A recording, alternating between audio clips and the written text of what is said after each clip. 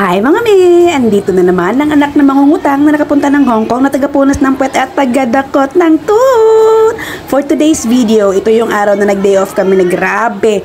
Sobrang lakas ng ulan so wala kaming nagawang ganap kundi mag-ikot-ikot lamang dyan sa Worldwide House sa Central Hong Kong. Kung nakikita nyo, siguro kung nandito kayo sa Hong Kong, alam na alam nyo ang lugar na yan. Pero kung hindi kayo nakapunta ng Hong Kong or wala kayo dito sa Hong Kong, ay ipapakita ko sa inyo kung ano ang meron sa Worldwide House. Yan po ang isang establishmento or isang building na napupuno ng mga Filipino store. Pero may iba't ibang floor po yan, hindi lamang po puro Pilipino ang nandyan. Sa ibang floor or sa ibang building, iba din ang may mga offices din dyan. Pero dito muna tayo mag-focus sa loob ng Worldwide House kung nasaan naroon ang mga Filipino stores, mga Filipino product at kung ano-ano pa na patungkol sa mga Pilipino.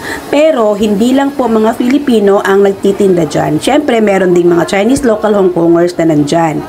Pero mostly talaga nandyan ay mga Filipino talaga ang mga nagmamay-ari ng mga shop or mga nagbabantay sa mga shop.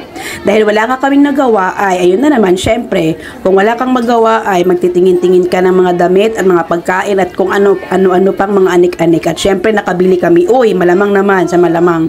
Dahil hindi pwede na magpili-pili ka na wala kang mabili kasi ang dami talagang nabibili dyan. Pera na lang talaga ang wala. Tulad nitong isa. Naka-ready na yung mga get up namin for the next month kasi meron kaming aatinan na ewan kung ano. Basta kailangan daw namin na magpare-pareho ng damit. Ewan ko ba sa dalawang yan? Si Ate Rose man talaga yung pasimuno dyan sa damit na yan. So yun na nga. Ayan, kung nakikita nyo sa likod ko, mga pagkaing Pilipino yan. At maraming Pilipino ang nandyan sa loob ng Worldwide House, lalo na kapag linggo. Ito ang aming happy place dito sa Hong Kong, lalo na sa aming mga OFW. So, sana ay nagustuhan nyo ang video ito. Hanggang sa muli. Bye!